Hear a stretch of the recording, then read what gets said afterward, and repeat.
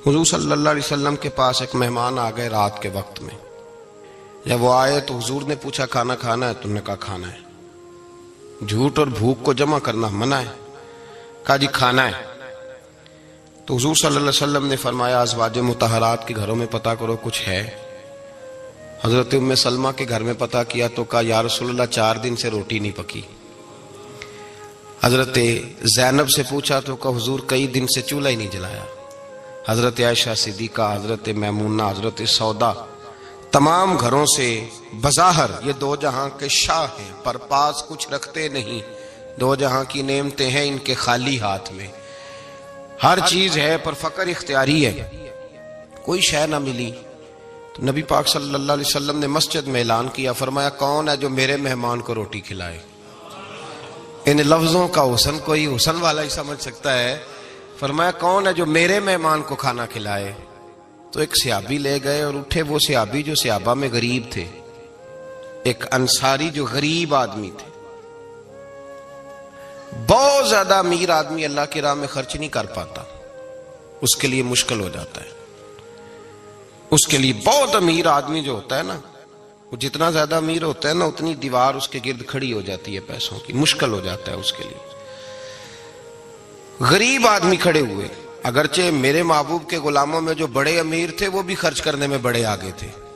حضرت عثمان غنی رضی اللہ تعالیٰ عنہ، حضرت عبد الرحمن ابن عوف، حضرت ابو بکر صدیق رضی اللہ. لیکن یہ غریب آدمی کا حضور میں لے جاؤں گا، میں لے کے جاؤں. اور یہ بخاری مسلم ہے. حضور نے فرمایا لے جاؤ. وہ اب صحابی گھر لے گئے اور بیوی سے مشورہ کیا. بات پہ غور کرنا، ہر چیز کی بھوک دیکھی جا سکتی ہے، بچوں کی نہیں دیکھی جا سکتی. وہ انصاری حضور کے مہمان کو گھر لے گئے، جا کے بیوی سے مشورہ کیا. کہا بھلی مانس گھر میں کچھ ہے؟ تو اس نے کہا تھوڑا سا بچوں کے لیے کھانا رکھا ہے. بچوں کے لیے. بچے تو بزدل کر دیتے ہیں، بچے تو آدمی کو بزدل کر دیتے ہیں، بچے تو مار دیتے ہیں، کلیجہ پھٹ جاتا ہے بچہ بھوکا ہو تو، نیند ہی نہیں آتی. اب صحابی اپنی بیوی سے کیا کہتے ہیں؟ کہتے ہیں بچوں کو بہلا کے سلا دے. اور رسول اللہ کے لیے نہیں، رسول اللہ کے مہمان کے لیے، بھئی نبی پاک کے لیے نہیں، حضور کے. تجھ سے در در سے سگ اور سگ سے ہے مجھ کو نسبت، میری گردن میں بھی ہے دور کا پٹکا تیرا، تجھ سے در در سے سگ سگ سے ہے مجھ کو نسبت. لمبی بات ہے. کہ بچوں کو سلا دو. بی بی نے بچوں کو سلا دیا تو میاں بیوی کا مشورہ ہوا کہ مہمان کے ساتھ بیٹھ کے روٹی کھانا بھی سنت ہے. تو اب مہمان کے ساتھ بیٹھ کے کھانا بھی ہے تو کھانا ہے 1-2 آدمی کا. اب خاوند اپنی بیوی کو تیار کرتا ہے کہ میں بھی کھانے پہ بیٹھ جاؤں گا، تو بھی بیٹھ جانا. اور جب مہمان کھانے میں ہاتھ ڈال لے تو اٹھنا، کہنا او ہو دیا تو صحیح کیا ہی نہیں، ابھی بجھ جائے گا، اور جا کے دیا بجھا دینا. ہم ہاتھ ہلاتے رہیں گے، مہمان روٹی کھاتا رہے گا. اور یار اس درد کو، اس کیف کو سمجھو.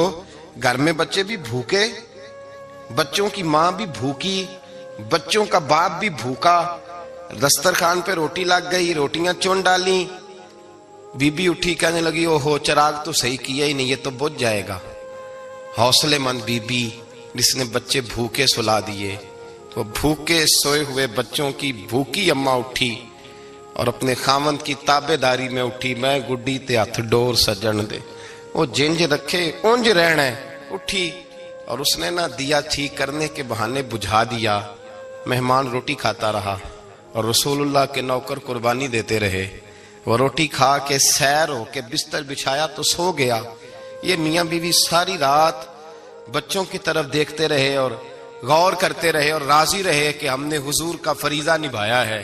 قربان جاؤں محبوب پہ، بے خبر ہو جو غلاموں سے وہ آقا کیا ہے.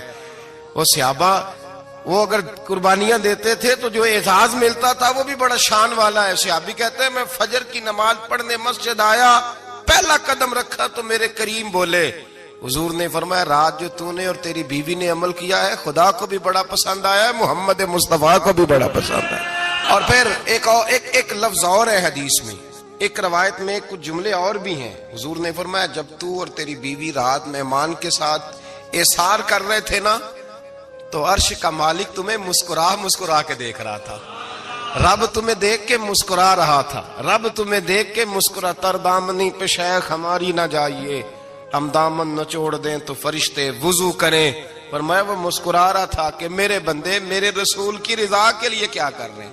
اور صاحب دیکھو، نبی پاک کے لیے نہیں، خاندان کے لیے نہیں، خاندان نبوت کے لیے نہیں، حضور کے نہ سمجھیں یار، اس پہلو کو سمجھیں، نبی پاک کے بریلی کے امام بول پڑے، فرمانے لگے تجھ سے در، در سے سگ، سگ سے ہے مجھ کو نسبت، تجھ سے در، در سے سگ کتے کو کہتے ہیں فارسی میں۔